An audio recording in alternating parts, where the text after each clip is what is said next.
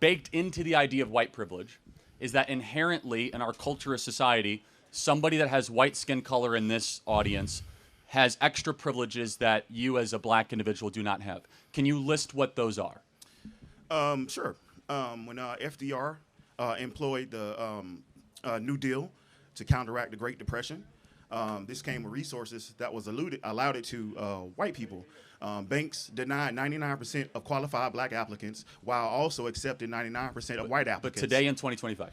Okay, today in 2025, as I alluded to you, they've done studies in psychology where white-sounding names receive jobs or callbacks more than black-sounding names. They did the two names. There was a white young lady named Anna Scott, and there was a black young lady named Lakeisha Washington. They both put in 80 job applications. Lakeisha Washington received 9 callbacks and received 75 callbacks out of 80. That's a good point. I actually, that study is debated, but let's pretend it's true. Do you think it's racism or something else? I think that answer is multifaceted. Because let me make the best. Sorry to interrupt you. If we live under a status of DEI, and people are getting jobs that they're not qualified for, wouldn't then an applicant then assume maybe that an applicant might be there based on DEI, not on merit? It actually creates more racism where it doesn't exist. So DEI is not about going and grabbing some random person of color and saying you therefore qualify. DEI is about considering other qualified applicants. Well, let's take airline pilots. United Airlines wants 40% all of their airline pilots to be women or people of color. Why does that matter? Number one, because I want a qualified airline pilot, not a person of color airline pilot. Understood. So you agree. But number two, there's only so many airline pilots jobs. So when you say we want 40%, by definition, then you have to discriminate against a certain group to get another group to advance, right? Understood. Because there's not unlimited amounts of spots for airline pilots or air traffic control or surgeons or whatever position. So when you say that we want to have a quota, that then you have to say we're not going to prioritize a certain group. Let me tell you what I believe, and maybe you might actually agree with it, because I think you do. What we believe as conservatives is that skin color really doesn't matter that much. We care about character and merit. We want a country built on what you bring to the table, not how you look.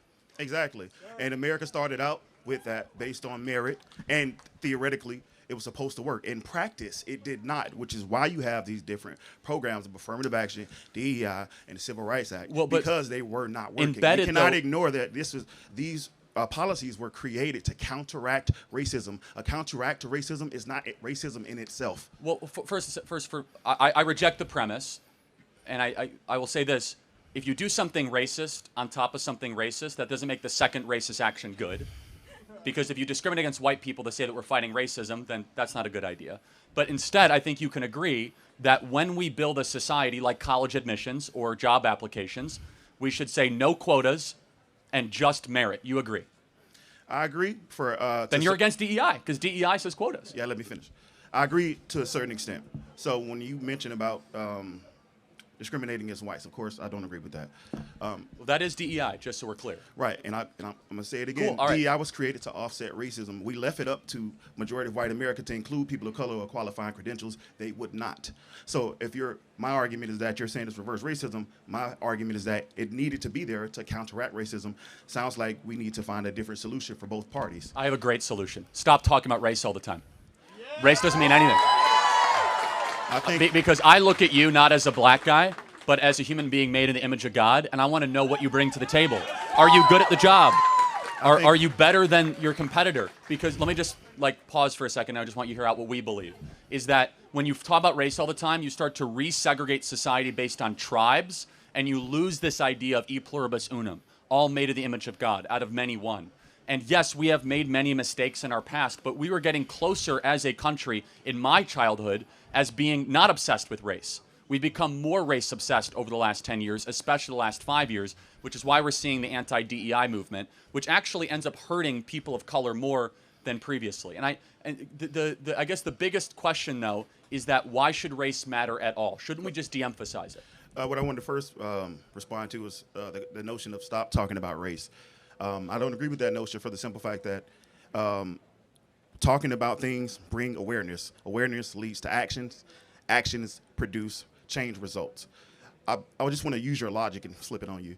imagine if you had cancer and your doctor was like, let's just stop talking about it. It wouldn't, in the same context that racism wouldn't go away. Got it. Cancer wouldn't go away. Let's accept that premise. Not. Do you think racism is a top 100 problem in America? I think it is. I haven't considered the other 99 to give a thorough. Crime, fathers not being around, obesity, suicide, mental health issues, For sure. anxiety, cost of college, an open border, Russian-Ukrainian war, nuclear proliferation, artificial intelligence, the rise of China. Like, all that's probably more important than racism. So I'm not saying it is or isn't. But It's however, you're right, kind of changing the but subject. no, I'm not. But I'm to say, use your premise. If I have cancer, that's the most important thing happening to me. Correct. Racism is not a cancer on America. Racism is sin, and we'll never get rid of sin because we are broken, fallen creatures from our Creator, and we rebelled. Right, So but you do not solve issues by not discussing them. If you and your wife have, I'm not sure if you're married, if you and your wife have a disagreement with communication, and you tell her, like, hey, let's just stop talking about our problems. So problems do not disappear. I actually don't think it's an issue nearly as much as you do. I think we've made it a bigger issue. I'm not making it a bigger issue. I'm just discussing. This is just my talking I'm point. saying generally, but like, let's just say, and then I do want to get your definition though. What is racism? Racism is a form of feeling superiority. It is expressed through discrimination and through the legal system. Oh, fair enough. So we agree that's wrong and it's terrible. So we should get rid of practices that actively discriminate against anybody based on race. Can you be racist against white people? Can I? Or Yes. black people? No, can a black person like yourself be racist against a white person? Absolutely. Okay, good. We agree, and you should be applauded for that because some people on the left think you can't be racist against white people. So Some, just, not all. Just to speak for black people, That's quite a statement, but sure. well, let me speak for the majority who are of my opinion. So when blacks who, let's say, have disdain for whites, it is not based in racism. It is based in cause and effect. It is normal for anybody to hate a suppressor. It is normal for anybody to hate their. It is normal for anybody to hate their murderers. America went to war with the British Empire for being suppressed and oppressed. So my concluding point is that a lot of the hate that can be perceived from blacks as white is hating oppression, not white people. Because if you substitute our oppression for a Mexican, if a Mexican oppresses us, we therefore hate him as well. If a black man oppresses us, we therefore hate oppression. I think that's a fair point. Let me ask one final question, if that's okay. If you had to decide which is a bigger problem facing black America, racism or a lack of fathers raising black kids, which is a bigger problem? I would say what impact? Repeat the question. If you had to decide in a binary choice, which is a bigger problem facing black America, racism or a lack of fathers raising black youth? I think it's a combination of both, but for sure we'll say black because blackness affects blacks more than you ever affect me in my life. I'm sorry, so you said you would say racism or the black fathers? Fathers. I agree. So now we have agreement. Do you agree that the last 5 years we've talked more about racism and way less about dads staying around with the women they impregnate? Would you agree that's probably a problem? I agree that's a problem amongst all races. When you say we, who is we? Well, as a society, but it's especially a problem in black America. If you had to guess, I know this is like Trivial Pursuit, but approximate, what percentage of black youth have a stable father around? I wouldn't know those numbers, sir. It's about 30%. So that means that 2 out of 3 black kids do not have a dad around. Mm-hmm. I will have to fact check that for myself. That's fine. You can I'll look it watch up. a few of your You videos. guys can look it up on Grok or ChatGPT or Perplexity or the AI of your choice, right? And so here's our perspective as conservatives, because this is a colorblind truth. See, as conservatives, we apply things that are true to all human beings regardless of their skin color. That if you don't have a dad around, you're more likely to commit crimes, go to jail, more likely to basically be on the outer fringes of society. When 2 out of 3 black youth don't have dads around, that's a big, big problem. And it creates a cycle of violence and poverty. That's not racism, that's culture. And the cultural problems happening in black America, the white people are not doing that to black Do we America. not look at the sources of poverty? When I spoke about redlining, that was literally whites forcing blacks into ghettos because they would not give us houses. No one's going to defend that. We cannot ignore that. No one's going to defend that. But we cannot ignore who created poverty, who created the ghettos. Let me ask a simple it's question. disingenuous. Well, hold on. Just because you're poor doesn't mean you have to leave the woman you impregnate. Correct. That does not transcend every racial group. I want an answer, though, because I'm curious. Why is it that so many black men leave the women that they impregnate, more so than any other group. Why is that? Is that the white person's fault? No. So maybe the biggest problem facing black America is self-actualized, Right. I'm not arguing, external. I'm not arguing what's the biggest and smallest problems. I was just asking you about No, but white privilege, because it exists. For sure. But what I'm arguing is that as a society, we had entire years of corporate apologizing, television advertisements talking about racism in America, and zero attention saying, hey, dudes of all colors, don't impregnate women and abandon them because you're cowards. Why hasn't anybody ever said that? Because that actually would fix the country. What makes you think that hasn't been said amongst the black community? Can you I'm a black father. It's been... Well, thank you. Amazing. Can you point to a single black artist, rapper, or athlete that has said that in the last decade? About specifically saying black fathers should be involved in their children's life? No, saying don't abandon the women you impregnate. Oh, they haven't said it in those words, but they do promote black family ties, which is Do you think essentially the same thing. I'm not trying to nitpick, but do you think most rappers promote staying with their family or not staying with the women that they impregnate? The rappers that I listen to, the J. Cole's, the Kendrick Lamar's, they preach family values. Okay, I'm not an expert in American rap, but if American rap is promoting family values, then I guess I'll stand. Not in its full totality. You have different genres of rap. You know, you have gangster rap, conscious rap, hip hop, so forth and so on. But for the artists that I listen to, they absolutely promote those type of values that you promote. I'm glad to hear that. I actually agree with many of your conservative takes. Thank you. I disagree with some as well. That's just because I think for myself. We agree on a lot. We disagree on some. I can say this, that we both want a country based on merit, and I think we should keep that as our ultimate goal and purpose. Thank you so much. I appreciate it. Thank you. Yeah. One, right before we start, could I please get a signed hat?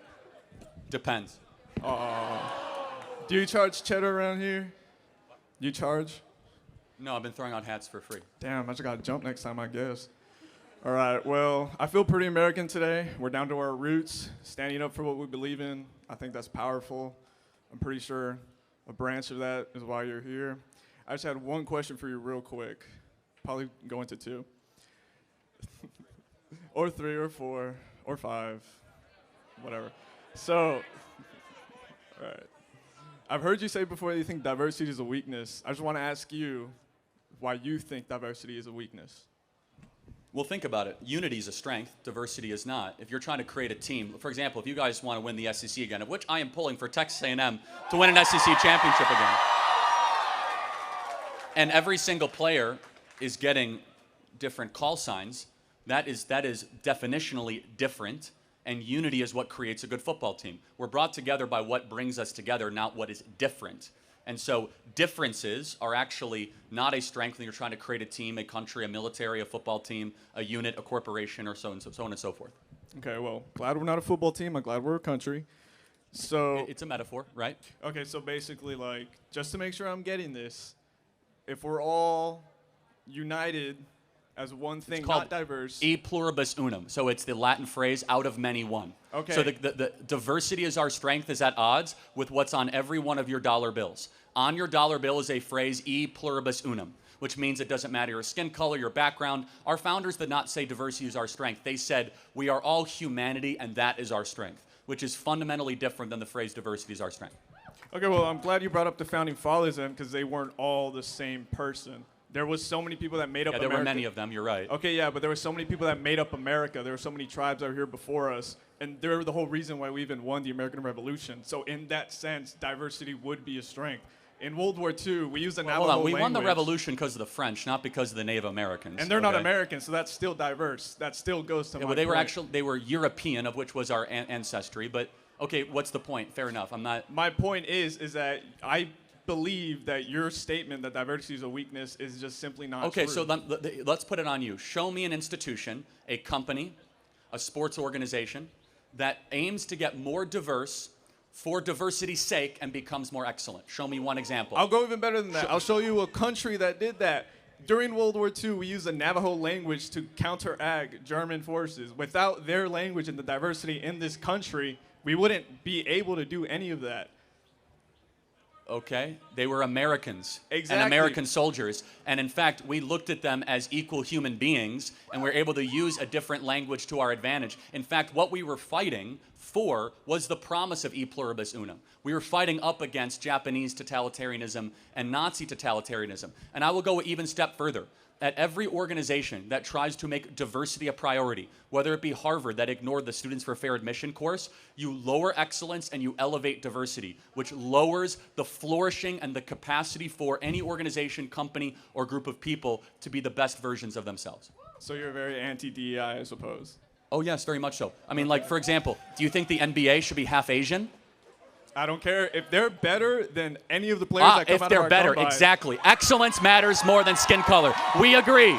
Yes, better. We don't agree. Better, not skin color. That's what we are pro merit, not pro DEI. That's the point. If you believe that is true, then you would support DEI, because DEI is what defends other people that are foreign. What are you talking about? No. DEI is literally So- pro-diversity. We need these protections to be able to protect Oh, really? people that are different So from how us. is it that the NBA is 75% black? It's because they're better at basketball than white people generally are. It's not because That's of, because of no. DEI. Oh, really? What DEI? No, no, seriously. What DEI program or policy does the NBA have? Do they have a stated goal saying we're only going to hire black people? No, the NBA owners say we want the best basketball players, and they end up with a 75% black league. The NFL, it's a cutthroat business. They want the best possible football players. They end up with 50% of the NFL being a black league. We want the best. We want better. We don't care about the color of your skin. We want merit and we want excellence in this country. If it wasn't for DEI, we wouldn't be giving other people a chance that aren't American or white. That's the whole point of DEI. No, it's is not. To give In fact, other people a DEI chance. is at odds with the 14th Amendment. Explain to me. The 14th Amendment says you cannot discriminate based on color, based on race. Actually, it's even more. That's the Civil Rights Act. Going back to the 14th Amendment says, literally at its core, that we have a human equality because we're all human beings.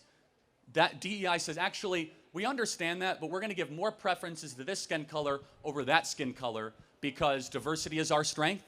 Explain to me how that works. It works because there was so many years of just constant turmoil between people that weren't our skin color. So you need to instill extra protections. Oh, if so you for need to years- discriminate against white people now? That's what How it am I is. discriminating against white people? Let me give you an example. At the Harvard admission, so the Students for Fair Admissions, you're familiar with that Supreme Court case? It's the highest profile Supreme Court case that comes around DEI and college admissions. Are you aware of that? Go ahead. You should educate yourself on it. We didn't found say that. out that Asians they got a 300-point deduction on standardized tests versus black students. White people got a 100-point deduction on entrance tests in Harvard University versus black students. This is the Students for Fair Admission Supreme Court case that all of you guys should look up. In fact, in practice, we saw it was much easier to get into Harvard as a black student, regardless if your test scores were lower, than a white student, even if your test scores were higher. That is active discrimination against Asian and white people and against everything that we as Americans stand for and that we believe in. That is racism at its core.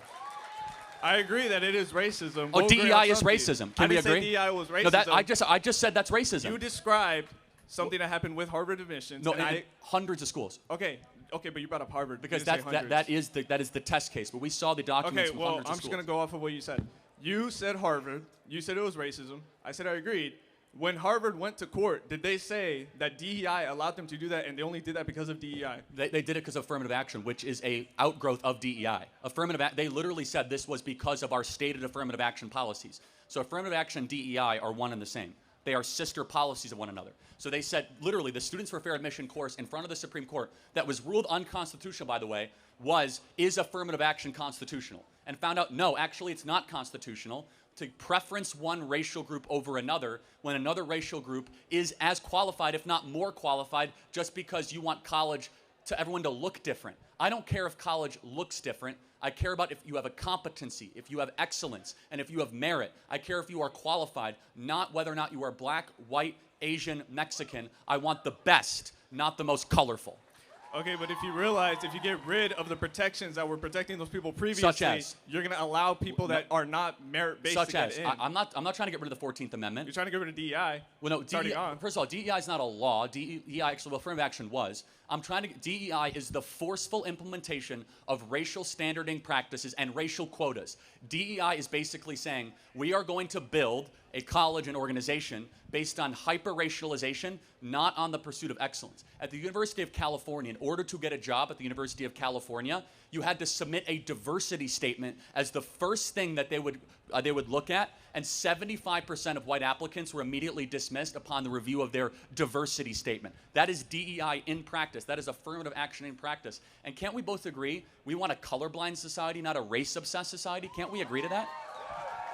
If you allow all of society to be colorblind and if you're throwing away all these years of just constant turmoil towards other races, you're going to go towards... Wait, so you don't want colorblind? What do you mean? Do you want colorblind? Do you want us to get closer to a society where we care about character, not skin color? Don't you believe that the content of character should matter more than skin color? I Yes? believe that you should not be getting rid of protections that are ensuring Like what? that Tell me what you are talking. you're quite literally getting rid of DEI is not a DEI. protection. DEI is an elevation. It's a different thing. DEI is not a protection against discrimination. DEI is an elevation, which is discrimination. DEI is that I'm going to take this group of people and promote them, not based on anything they've earned. DEI stands for didn't earn it, just so you know. And we're going to elevate them to a place in a position of authority or power and circumstance just because they have a different pigmentation. We think that is immoral and wrong, and everything against what we believe in as Americans. Everything. Just for context, I'm open to learning and being informed, but I do believe we have a disagreement when it comes to DEI. You think it stands for didn't earn it. Essentially that colleges are dropping the bar, but I think they're just opening the door. So for example, a recent Harvard analysis by Economics found that students from the wealthiest 1% of families are 13 times more likely to score in the 1300 plus range for the SAT than students from the poorest families. And I don't think that's because rich kids are 13 times smarter, but it's because they have access to better schools, private tutors, test prep, everything, right? And according to the University of California, they show that family background accounts for 40% of the variance in SAT/ACT scores among UC applicants. I would also like to mention that the diversity in society's leaders, the casual effects of admissions at highly selective private colleges, a study shown by the National Bureau of Economic Research that I think that if you think it's based on race, at times I think it's based on wealth. So legacy applicants, children of donors, and recruited athletes were significantly more likely to be admitted than other students with the same academic credentials. So yeah, elite schools like Harvard, legacy students are about 5 to 6 times more likely to be admitted than non-legacy students with similar SAT scores. Roughly 43% of white students admitted to Harvard from 2000 to 2015 fell into one of the 4 categories, right? Legacy, athletes, deans interestless, or children of faculty or staff. 3/4 of these ALDC admits, 75%, would not have been admitted if evaluated only on academic credentials. My question is, I guess, do you believe that DEI could possibly not stand for diversity, equity, didn't earn it, but can stand for actual diversity, that diversity of abilities? When you go into a job or to a school, they don't just ask for your SAT score. They ask what kind of clubs you were into. They ask you to submit an essay. They are a holistic academic review. So why do you think it means didn't earn it? If maybe they got a less SAT score, but them as a person are just more well-rounded than the person who had all these tutors but did nothing outside of it. What yeah. Tell me about, do you know anything about the Students for Fair Admission case, the Supreme Court case at Harvard? I would love to hear about Yeah. it. So basically at Harvard, Asian and white students, they basically got 200 to 400 points knocked off of their score versus black and Hispanic students. So it was disenfranchising white and Asian students. So if you support DEI, let's say you're in charge. Do you think that we should have all test scores be weighed the same? Or do you think that certain ethnic groups should get certain points because of their race? I believe that we should acknowledge the fact that certain students have a different starting point, and I would love to give everybody the opportunity to So get how into many school. points should a black student get over a white student in admissions? I think that SAT scores and points shouldn't be the only thing referenced. But you have to answer the question, because the status quo... But it's not that black and white. It is. So it is, because that's why affirmative action was struck down by the Supreme But Court. we're not talking about affirmative action. We're talking about DEI. DEI is an outgrowth. Affirmative action is an outgrowth of DEI and vice versa. But let me give you another example of DEI. Do you think if I say to a group, let's say of Hispanic and black people, if I say you people, is that a microaggression? Say that again. I'm so sorry. If I was talking to a group of Hispanic or black people and I happen to say you people, is that a microaggression? I would think so, yes. Okay, I think that's insane. Why?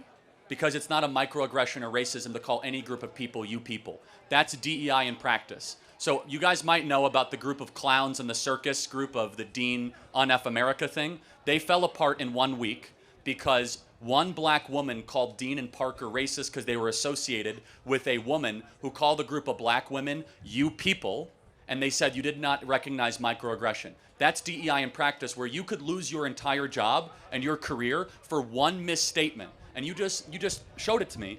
Like, you think that's a microaggression to say you people to a group of Hispanic and black people? We should not be policing the speech of people. Instead, we should be caring about one thing, and that's merit and merit only when we put together our institutions. But if you base it on meritocracy, like I said, you're initially bringing in wealthy people who have these tutors but aren't well-rounded. So what? That doesn't mean anything. Yes, the degree of how good your parents are matter. Yes. If you have good parents, you get something that people with bad parents don't get. That's Okay, applicable but- beyond college. But with the people who score higher, let's say they didn't do anything, they are less likely to be able to take on challenges than the Doesn't people matter. who. Why wouldn't it matter? Because Wouldn't, as an inherently, employer, you are penalizing those with good parents. The only way you can make this work... You're not penalizing Yes, you are. them. No, You are you're not excluding them. Not true. It is the only way we see this. In order to elevate equity, you must compromise excellence. And that's fine if that's your position, because there's only so many spots, there's only so many places, and if you have a lot of qualified people and you want to try to get not as qualified people, you have to prevent the qualified people and elevate the unqualified people. That's what the Students for Fair Admissions case showed us. You're thinking that DEI is versus excellence. I think DEI is for excellence. Got it. If Show you me look- one institution that got better the more it embraced DEI. One institution that got better that embraced DEI. That got smarter, more competitive, leaner, more productive, and that was better than it was 10 years ago. Are our airports more efficient? Are we landing planes better? Are our airlines better? Is our government better? Is our schools better? Is our universities better? Show me one example. Is our public health authorities better? Show me one institution that's embraced DEI that has become better, more excellent than it was 20 years ago. It doesn't exist. DEI will destroy an institution from within. Let me ask you another question. When COVID happened, they removed the SAT scores, yet the graduation rates for Harvard were still the same. Do you think that because of, sorry. With that being said, since ACT wasn't even considered, schools are accepting people with the potential to succeed. Because once you get in, you're still going off the same merit as everybody else. A lot of people drop out that are, the problem with Harvard is that they now have professors, the ton of them that are saying they have to retake courses and remedial courses because these kids should never be here in the first place. And they happen to be a lot of black and Hispanic kids that were let in strictly because of the color of their skin. So I guess my question is, do you care about the racial makeup of a college? The racial makeup of a college? Like if a college was all white or all Asian, would that bother you? I think it would stop them from being able to see different perspectives and thus improve their systems and improve the quality of their operations. But why is diversity only skin color? Can't a bunch of white people also disagree? Well, think of it this way: if I like my mom went to the hospital or something, and let's say her English is good, but her Spanish isn't. Oh, her Spanish is good, but the English not so much, right? It would help that if a person who is Hispanic or no Spanish would be the one helping her. She'd feel more comfortable with that person because she understands and relates. Okay. I mean, yeah, you're in America. You should learn English. I don't know what to tell you, but... No, she is. Good. I mean, I'm not trying to be insensitive or cruel. English, but yeah, she look, would rather be with a Hispanic nurse versus one that doesn't, so she could speak comfortably. As an organization, you must prioritize something. We think that excellence should be, we must have an uncompromising pursuit and commitment to excellence. and not equity. And we believe the more that we embrace this kind of culture of mediocrity, excellence will slip. And again, I could go through, at the core, DEI wants a lot of things, including racial quotas. We don't believe in racial quotas. Our best institutions would fall apart with racial quotas. We want excellence quotas and the best and the ones that earned it to be able to get in those positions. Thank you for your good faith conversation. My name's Layla, and I've recently watched 3 videos of yours, Best Top 10 Charlie Kirk Debate Moments of 2024, Oh, no. Students Enraged that I Say College is a Scam, and 10 Unforgettable Charlie Kirk Debates that shook 2024. And I picked 3 different topics that I think are important to me, which comes down to immigration, affirmative action, and DEI, and college is a scam. But the one I want to talk to you about the most is affirmative action and DEI.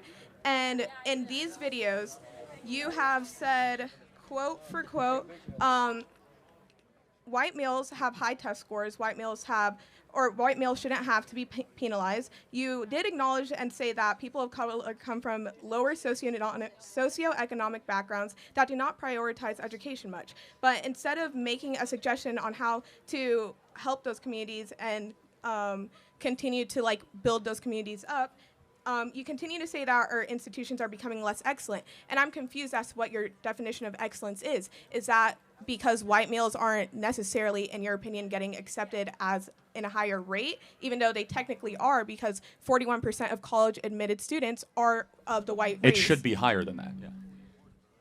Based on what? Where are you getting the statistics? I just want to understand. It's a good question. The Supreme Court did a whole case on this, and it ruled against affirmative action, and we saw the books of Harvard. So I don't want to cut you off. May I know for future reference so I can understand where you're coming from and get more context, could I know the Supreme Court case? Yeah, so the name, 2.5 years ago, I think it was something out of California. Someone look it up. You could use Grok or ChatGPT. If somebody could please look that up for me. Thank you. So we saw the data out of Harvard. Harvard was the test case. And effectively, approximating, but a white male had to get about a 30% higher test score to even be considered than an equivalent black student. And when was this? Over 30 years. Yeah, I think so. Yeah, I think so. So basically, for a black student, they could do 30% worse on their standardized scores than an equivalent white student. And you don't think that has any outside factors to do with it? Well, that's not the point. The point is whether or not. But how is that not the point? Because I don't believe we should accommodate based on outside factors. You do. Well, I do, because I believe in progression. And I feel like you have stated in multiple of your videos, which I do have a quote. No, fair enough. I'm just making sure we understand we disagree. For sure. I don't think we should change the rules of the game to accommodate. What were the rules of the game? Well, the rules of the game are that you should be treated fairly and equally, right? For sure. That's an American principle. And I agree with that completely. Got it. So, therefore, a white male should not be treated differently than a black male. But when you come from a different... Doesn't matter. Equal treatment or not. It's not whether or not you were said mean things when you grew up or whether your dad was a gangbanger. Doesn't matter. Well, I'm not saying that's not the outside factors I'm talking about. It doesn't matter what the outside factors are. But can I explain where I'm coming from? But understand, I'm going to finish and I'll let you talk. Okay, of course. Equal treatment is regardless of any sort of sob story you could put on before it. Equal treatment. Test score. And I completely agree with that. But I also come from a predominantly white town, so I understand what you're trying to say. In my district, we have so much funding, and I live in the Florida Keys, so there's a lot of funding that comes to my school. And you can drive 30 miles north, and you end up in Homestead, where they have a fraction of the funding that we have, and they don't have as much of the same testing instructors and people to help them, and have as much of the same outside resources. And then you can keep going another 30 miles, and you end up in Miami, where all the private schools are, and they get even more funding than where I come from. Obviously I ended up where I am today because I continue to push through, and I didn't let any outside factors affect me. But at the end of the day, I kept going, and some people don't have that same ability, and I also can. It doesn't. Again, first of all, in Florida, every public school gets the same amount of money. Okay, there's an equal funding across the board. But you also get donations from the people in your community. Fair enough, but Florida has. And I know for a fact that my community gets many donations. Florida has the most. You could use equitable funding structure of any school, and has universal school choice, basically. So that's number one. Number two, explain to me why, when we're admitting people for a job, should it just be what's on that piece of paper or should race play into the factor? So I know that your argument is mediocrity. I forgot. I don't really. Mediocrity? Okay, yeah, and I know that, and I also believe in quotas as well, but I don't think that it should be one and one, but they should go hand in hand. Because at the end of the day, if I have just as good as a resume as somebody next to me, I wanna understand where you're getting that jobs are just taking people because they're a woman, because they are black. I just want to see.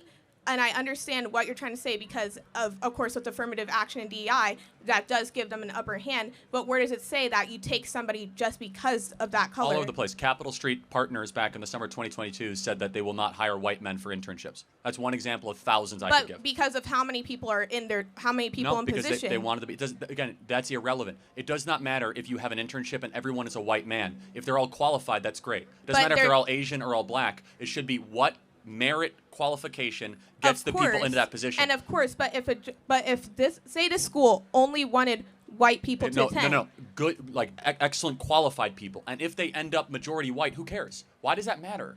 I don't think that matters. I'm saying that affirmative action. No, you are saying it matters. I'm saying that, but I'm not saying for the white male or the black race or the Asian race or the Indian race, or understand what I'm saying? I'm saying that it works in favor for any race and any sex. It works, and it does 1,000%. And I don't understand where you're getting that information. It is anti-white racism that was in the fiber of our laws that is now getting away thanks to President Donald Trump. Where if you were a white man, especially to apply for internships, jobs, going to college, that it was significantly harder to get those jobs, to get into those practices, because there were quotas that made it easier for people of other skin colors with lower standards to be able to get those positions. We agree there's only so many slots in a college, right? There's only so many positions in an internship.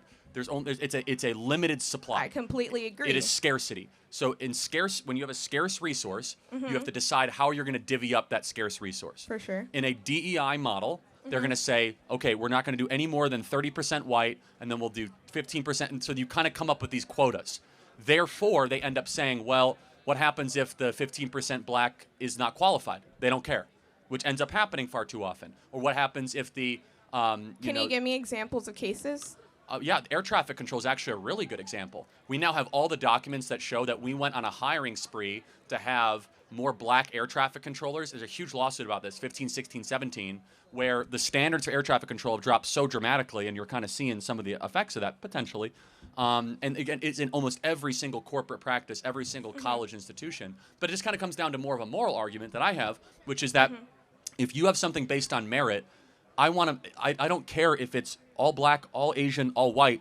It's an excellent group is what I want, not a diverse group. I care about excellence, not diversity. Because I do not believe diversity is a strength. I believe unity is a strength. I believe the pursuit of higher purposes is a strength. Does that make sense? Yeah, I do understand where you're coming from. I feel like I do agree with some of the things that you did just say, and I may have to do some more research on the things that you said before, but I guess we can agree to disagree for the time being. Thank you for your time. Appreciate it. Thank you very much.